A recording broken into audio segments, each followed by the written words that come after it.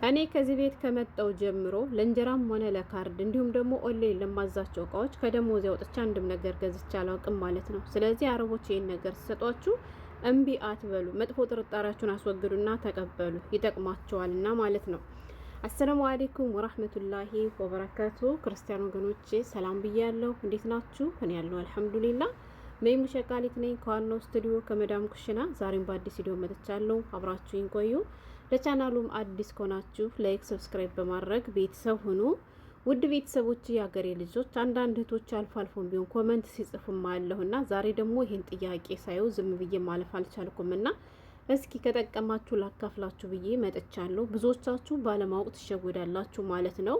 በእርግጥ አልፈርድባችሁም። ያው በየሶሻል ሚዲያው የምንሰማው የሚያስፈራ የሚያሰጋ ነገር ስላለ ነው። መጠንቀቁ ባይከፋም ግን ደግሞ በዚህ ልክ መጥፎ ጥርጣሬ አይኑራችሁ ማለት ፈልጋለሁ።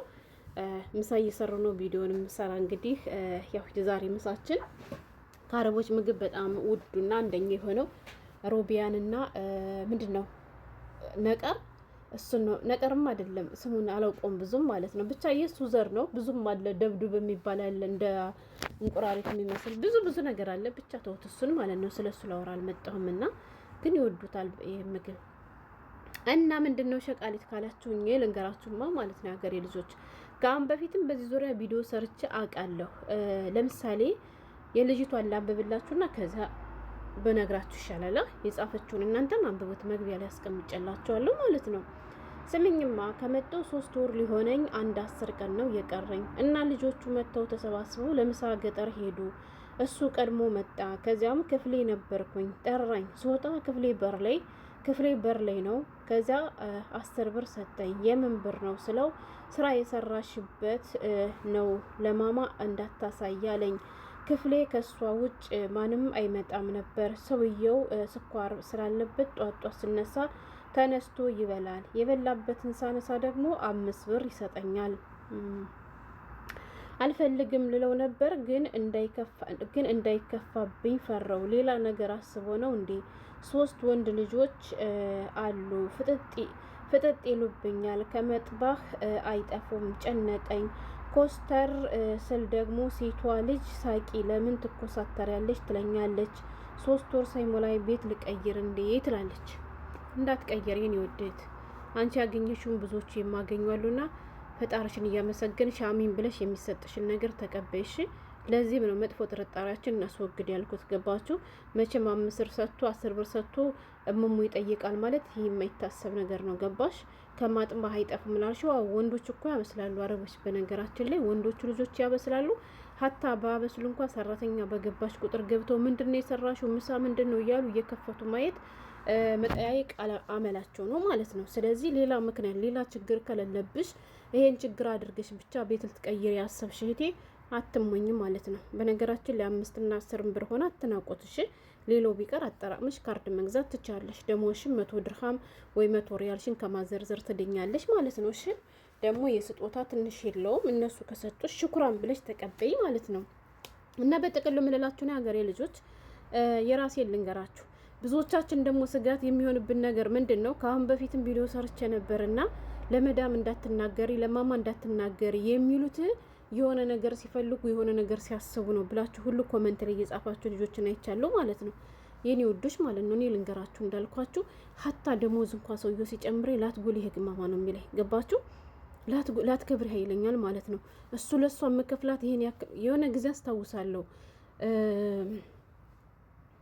4ኛ ዓመቴን ጨርሼ መሰለኝና አይደለም 2 ዓመቴን ጨርሼ ወደ 3ኛ ዓመቴ ተሻገር 1500 ድርሃም አረገልኝ ደሞዜ ማለት ነው። እዛ እሱን እሷ ታውቃለች። ገባችሁ? ከዛ በኋላ 1 ዓመት እንደሰራው እኔ ደክሞኛል አልኩት ማለት ነው። እኔ ደክሞኛል ፎቅ መውጣቱና መውረዱ ደክሞኛል፣ 100 ድርሃም ጨምርልኝ አልኩት ማለት ነው። 3ኛ ዓመቴን ጨርሼ ከዛ በኋላ ሐራም እኔ እኮ ነው ዝም ቢባ እንደ ይሄን ያክል የጨመርኩልሽ ምናምን ሲል እኔ ደክሞኛል ምናምን አልኩት። ከዛ 100 ድርሃም ጨምረልኝ፣ ግን 100 ድርሃም እንደጨመርኩልሽ እንዳትናገሪ ነበር ያለኝ ማለት ነው። ገባችሁ? ከዛ ወዲህም ብዙ ነገር ያደርግልኛል። ወላይ ከምሬ ነው የምላችሁ።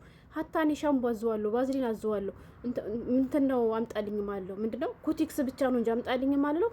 ከዚያ ውጭ የፈለኩትን ነገር አዘዋለሁ ሰውየው ማለት ነው። ሱፐር ማርኬት ሲሄድ ይደውልልኛል። ለቤት የሚፈለገውን ነገር ስነግረው አና ባህድ አለዋለሁ ማለት ነው። እኔ ይሄን ነገር እፈልጋለሁ አዲት ጅብል ይለዋለሁ ማለት ነው። እንቲ በንቲ ብሎ ያመጣልኛል። ግን ያመጣልኝን ነገር ለእሷ እንዳትናገሪ ነው የሚለኝ። ለምን? ሴቶቹ ቅናተኛ እንደሆኑ ስለሚያውቁ ማለት ነው። ያ ማለት የኔ ሰውዬ ሌላ ነገር ፈልጎ ነው የሚያደርግልኝ ማለት አይደለም። ለምን ብትሉ ስንት ዓመት የኖርኩበት ሰውዬ ነው። አንድም ቀን እንደዚህ ያለ ነገር ጠይቆኝ ማውቅም። ሁሉም ሰው ሲጠይቀው ሀደ በንቲ ነው የሚል ማለት ነው። እኔ በተደጋጋሚ ስለ ሰውዬ መልካምነት ነግሬያቸዋለሁ። ሌላውን ተውትና የኔን ተውትና ማለት ነው። የሀገሬ ልጆች ልንገራችሁ፣ ሰዎች አሉ ማለት ነው። ለምሳሌ የመስጊድ ሙአዝኖች አሉ፣ የመስጊድ ጥበቃዎች አሉ፣ እንደዚህ ድሆች አሉ አይደለ? ለነሱ ማለት ነው ምን ያደርጋል መሰላችሁ? በፖስታ አሽጎ ከላይ ስማቸውን አቡ መሐመድ፣ አቡ ከውሰር፣ አቡ መድሮሹ እያለ ጽፎ ይሰጠኛል ማለት ነው። እና ከላይ የሚባል ሰውዬ ሲመጣ ጀረስ ካጮኸ ስጭው፣ እኔም ስልክ ደውልልሻለሁ ይለኛል ማለት ነው። ግን ላትከብር ህግማማ ነው የሚለኝ ገባችሁ? ግን ሌስትዋ እንዳትናገር ይለኛል። ለነዚያ ለድሆቹ ምናምን ሮመዳንም ሆነ ከሮመዳን ውጭ የሚሰጣቸው ሰዎች አሉ። በምን በፖስታ አሽጎ ነው የሚሰጥ ማለት ነው።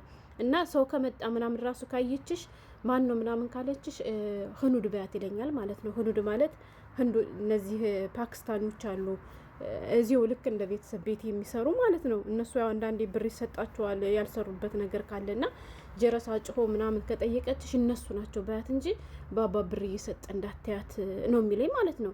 እና ለምንላችሁ ፈልጌ ነው ያው ሴቶች የሆኑ ቅንቅናሞች ነገር ነው ከስንት አንዶቹ ከሆኑ እንጂ ማለት ነው። በዚህ በኩል እውነት ለመናገር ለዩልኝም ቢሆን ሴት ወይም አትከፋም። ድሃ ስታይ ሱፐር ማርኬት ምናምን ሰነድ ጋሪ ከገፋልን ምናምን 10 ብር 5 ብር ሰታ እንካሽሩ በአሲር ምናምን ትላለች። በጥቅሉ ምንላችሁ ፈልጌ ነው መጥፎ ጥርጣሬያችሁን አስወግዱ። የሚሰጣችሁን ስጦታ ተቀበሉ። እኔ ለሰው ምግብም ስሰራ እነዚያ ምግብ የሰራውላቸው ሰዎች እንደየሰው ይለያያል።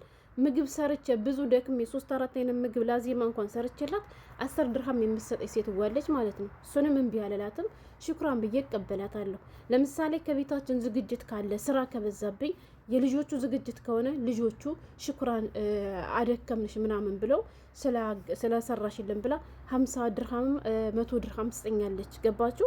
ለምን? ከስራዬ በላይ ተጨማሪ ስራ እንደሰራው ስላወቀች ማለት ነው። እንዲሁም ሴት ዋሚ እሷ ዜማ ከሆነ እሷ ትከፍለኛለች። ገብቷቸዋል።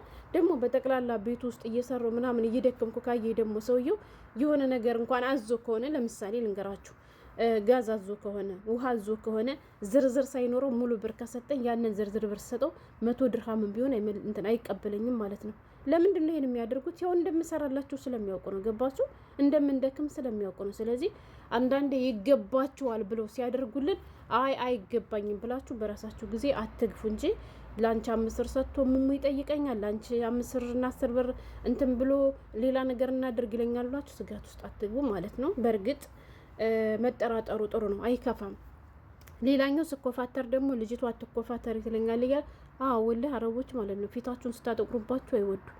አላደለው ሁዳችን ብዙ ነገር አምቀን ይዘን ፈገግ የምንለው የውሸት ሳቅ፣ የማስመሰል ሳቅ ግን እስከ መቼ እንደው ባላቅም ይሰለቻል መሰልቸቱን። ግን አዲስ ነሽ ገና አንቺ። ስለዚህ ካሁኑ ፊትሽን አታጥቆሪ፣ ፈገግ እያልሽ የሆድሽን በሆድ አድርገሽ ኑሪ እንጂ ገንዘብሽን ተቀበይ። አትፍሪ፣ አትስጊ። በዛ ያለ ነገር የሚሰጡሽ ከሆነ በሺዎች የሚቆጠሩ ነገር ከሰጡሽ ግን ለምን ብለሽ ቆም ብለሽ ጠይቂ። ገባሽ እንጂ ይሄ ይገባሻል። ይኸው ምሳ ይበላበት አንዳንድ ሰው እኮ ብዙ አሉ ሸክም የሚይዛቸው ገባችሁ። ስለዚህ እቃውን ስላነሳ ሸም ስላዞን የሰጠሽ እንጂ ሌላ ነገር አይደለም። ተቀበይ፣ ሞኝ አትሆኚ።